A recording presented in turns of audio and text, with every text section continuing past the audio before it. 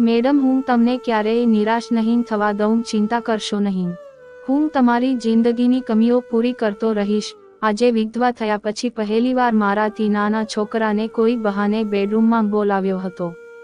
આવી હાલતમાં બેડ પર સૂતી વખતે મને શરમ આવતી હતી. અમારા બંનેની ઉંમરમાં ઘણો તફાવત હતો, પરંતુ આ ભૂલ હું ક્યારેય ભૂલી શકતી નથી.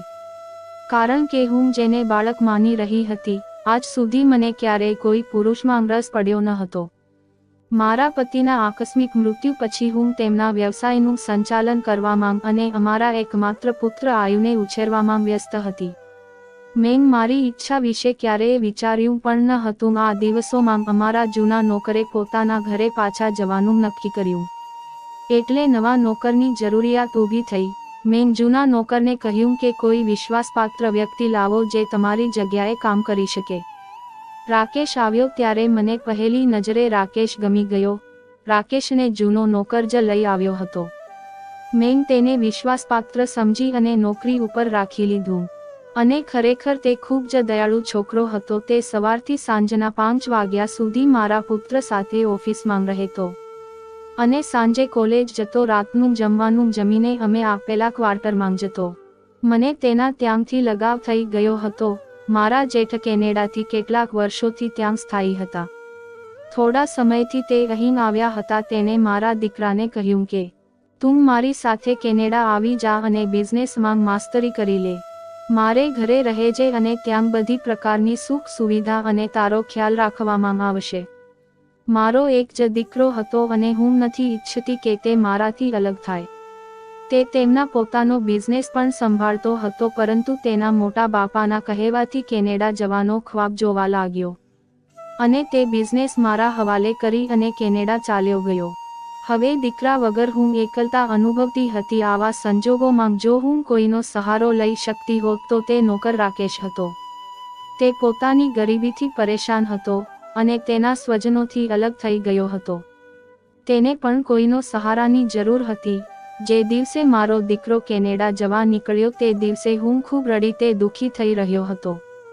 તેણે મને એમ કહ્યું, એને સાંત્વના આપી, મેડમ કૃપા કરીને મારા પર ભરોસો કરો. હું તમને નિરાશ થવા નહીં દઈશ. મને આ શબ્દોથી વધુ સારું લાગ્યું. એ વખતે મને એ વાતનું દુઃખ હતું કે મેં મારા જીવનના તમામ સોનેરી દિવસો મારા પુત્રને ખાતર ગુમાવી દીધા. મેં તેને ઉછેર્યો અને તે મને છોડીને ચાલ્યો ગયો. હું મારા રૂમમાં બેઠી મારા દીકરાની યાદમાં ખોવાયેલી હતી. આજે મને જીવનની ઘણી બધી વાતો યાદ આવી રહી હતી. આવી સ્થિતિમાં મારો નોકર મારી પાસે થોડીક હમદર્દી લઈને આવ્યું. તેની નજર મારા ઉદાસ ચહેરા પર સ્થિર રહી. તેણે મને દિલથી આશ્વાસન આપ્યું. મારા પુત્ર કેનેડા ગયા અને 5 વર્ષ થઈ ગયા અને 5 વર્ષ પછી મારો નોકર હવે મજબૂત વ્યક્તિ જેવો દેખાતો હતો. તેનું બાળપણ હવે પૂરું થઈ ગયું હતું અને તે એક જવાન મર્દ દેખાઈ રહ્યો હતો. મારા દિલમાં ઈચ્છા હતી કે તે મારું દુઃખ વહેંચે અને અમે દિલ ખોલી અને વાતો કરીએ છીએ. પરંતુ અમારી વચ્ચે જે તફાવત હતો તેને પૂરું કરવું તેના બસમાં હતું નહીં. અને મારા બસમાં હતું કે તે એક નોકર હતો અને હું એક માલકીન હતી. તે દિવસ પછી મેં તેને દરેક રીતે કાળજી લેવાનું શરૂ કર્યું અને તે પણ મને પહેલા કરતાં વધુ માનવા લાગ્યો. મેં ઘણીવાર વિચાર્યું કે જો હું આ જીવન છોડી ફરી એકવાર નવી જિંદગી વિશે વિચારું. હવે મને ચોક્કસપણે એવો જ જીવનસાથી જોઈએ જે સ્ત્રીઓનું સન્માન કરે. પરંતુ જિંદગીના પડાવ ઉપર જ્યારે મારો એક જવાન દીકરો હતો અને મારી ઉંમર 45 વર્ષની હતી અને આવી રીતની ઈચ્છા કરવી તે ફક્ત એક સપનું જ છે. મારી અને રાકેશની ઉંમરમાં ખૂબ જ ફરક હતો. તે ઉંમરમાં મારા દીકરાના બરાબર હતો. તેની ઉંમર 22 વર્ષ થઈ ગઈ. તેણે મારા દરેક દુઃખમાં મને સાથ આપ્યો. તેના કારણે મને તે અનુભૂતિ મળી જે તે સમયે કોઈ પણ સ્ત્રીને જરૂર હોય છે, જ્યારે તે એકલી રહે છે અને કોઈ પણ આધાર વગર મજબૂત હોય છે. જે જો સંપત્તિ પણ એક સહારો હોય પણ તે એવો મજબૂત આધાર નથી હોતો. ક્યારેક તો પૈસા સ્ત્રીને ખૂબ અભિમાન્ય બનાવી લે છે. તે દિવસોથી મારો નોકર રાકેશ મારી ખૂબ કાળજી લેતો હતો અને મારા હૃદયમાં તેના માટે એવી લાગણીઓ વિકસી રહી હતી જે મારી ઉંમરની સ્ત્રીઓ માટે યોગ્ય ન હતી. હું એક પુત્રની માંગ બની અને વિધવા બની. મારી મહત્વાકાંક્ષાઓ અને ઈચ્છાઓ હવે અધૂરી રહી ગઈ છે. કારણ કે હવે જ્યારે હું મારી જવાબદારીઓમાંથી જાગી ત્યારે મારી અંદર સૂતેલી સ્ત્રી પણ જાગી ગઈ. હું ઈચ્છું છું કે મારે બીજું બાળક હોય, અને ક્યારેક આશ્ચર્ય થાય કે મારે બીજું બાળક કેમ નથી.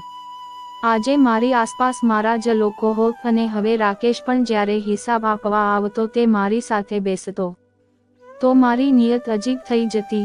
હું તેને કઈ રીતે મારા ઈરાદા વિશે કહું કે મારે બીજી વખત મારું ઘર બસાવવું છે. હવે મને સમજાયું કે વિધવા માટે ફરીથી સ્થાયી થવું શા માટે સારું છે. લોકો કહેતા હતા કે વિધવા માથે લગ્ન કરવા એ ગુનો નથી, અને હું આ બાબતોથી કતરાતી હતી. મને ગુસ્સો આવતો, વિધવા બનવું એ ગુનો નથી. મારી પાસે ઘર સંપત્તિ અને બાળકો છે, બધું જ છે, મને કોઈના સહારાની જરૂર નથી. પણ હવે લાગે છે કે દરેક પરિસ્થિતિમાં સ્ત્રીનો અસલી સહારો તેનો જીવન સાથે જ હોય છે. એક દિવસ અમે બંને કારમાં શાકભાજી લેવા જઈ રહ્યા હતા. કાર એક સિગ્નલ પાસે રોકાઈ તો એક વૃદ્ધ ભિખારી હાથ ફેલાવતો આવી અને બોલી, કંઈક આપી દો, ભૂખ્યો છું, ભગવાન તમારી જોડી સલામત રાખે, અને 50 રૂપિયા તેને આપ્યા. અને કાર આગળ ચાલી. મેં રાકેશ તરફ જોયું તો તે થોડો મૂંઝવણમાં લાગી રહ્યો હતો. મેં તેની મૂંઝવણ દૂર કરવા બોલી, કમાલ છે, ક્યારેક ભિખારી પણ કેવી અનહોની વાત કરી દે છે કે હવે આ ઉંમરમાં કોઈ સ્ત્રી લગ્ન કેવી રીતે કરી શકે, કેમ નહીં કરી શકે.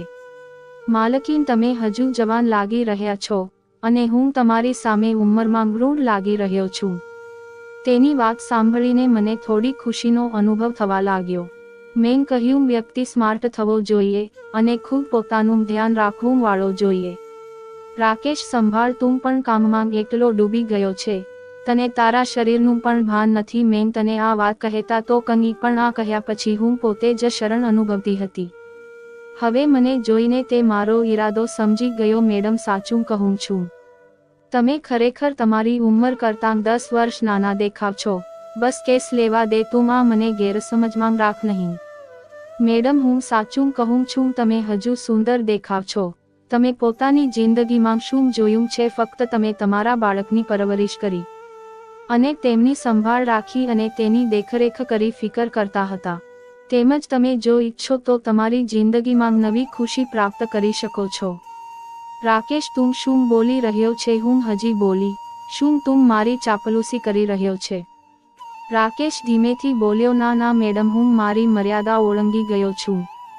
મને માફ કરજો મેડમ, કદાચ તમને મારી વાતો ગમી નહીં હોય. મેડમ બોલી, એવું નથી રાકેશ, પણ તું જે વિચારે છે.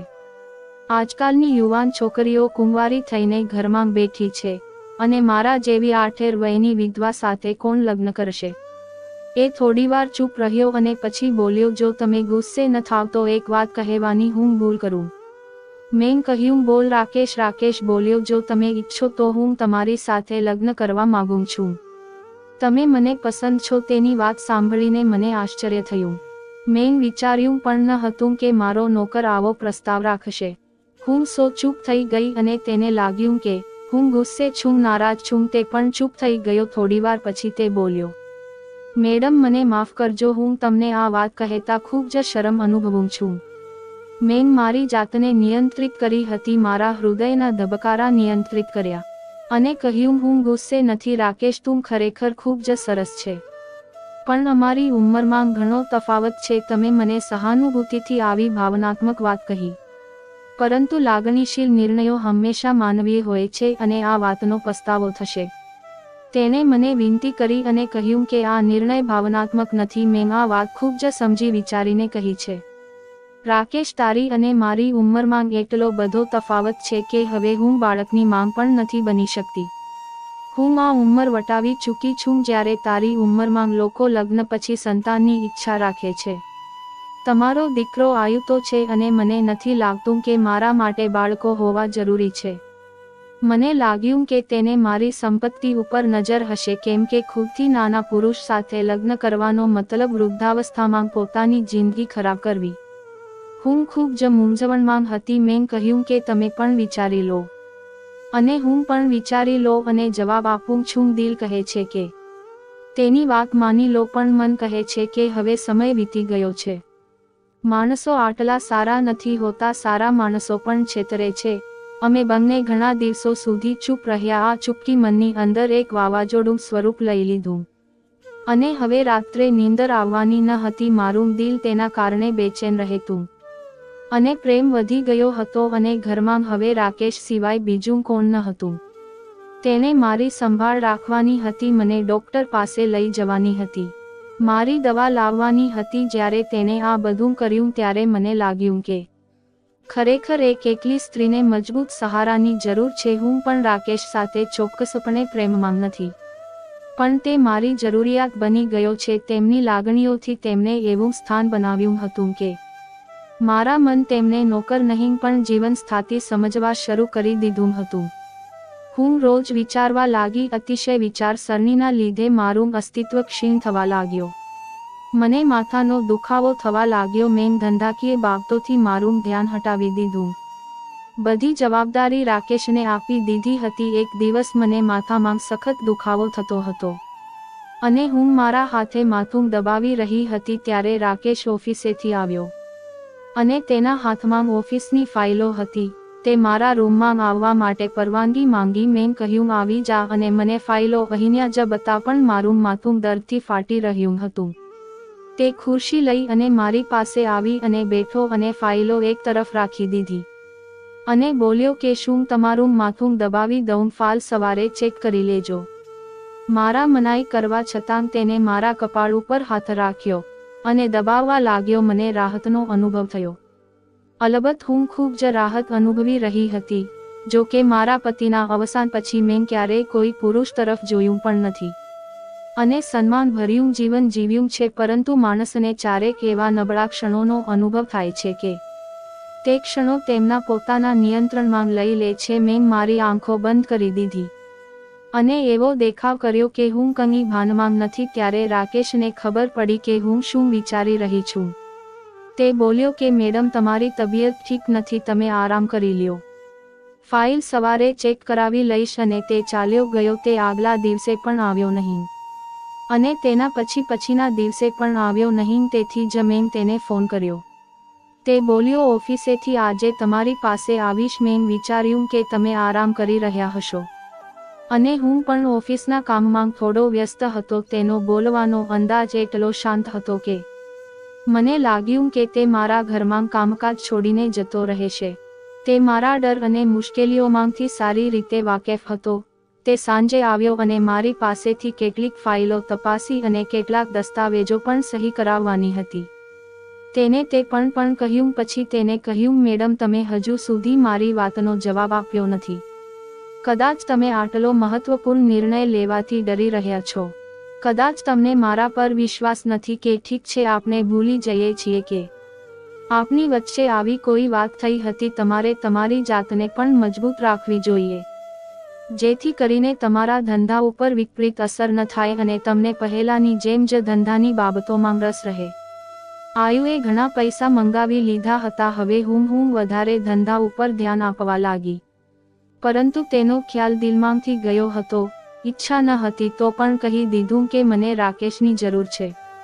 પરંતુ તે હવે પોતાની નવી જિંદગીમાં ગુમ થઈ ગયો છે. હું જાણું છું કે હું ખરેખર ઘર વસાવવા માંગુ છું, પરંતુ તારા વિશે વિચારું છું તો તું તેનાથી પ્રભાવિત થઈશ પણ હું નહીં. તે બોલ્યો કે મેં સમજી વિચારી અને ફેસલો કર્યો તો ઠીક છે, પરંતુ મારા દીકરાને કઈ રીતે કહું કે હું આ ઉંમરમાં લગ્ન કરી રહી છું? તમે તમારા જેઠને કહો કે ત્યાં જ છે અને ત્યાંના લોકોની વિચારસરણી અલગ છે. તે જરૂર તમારી મદદ કરશે.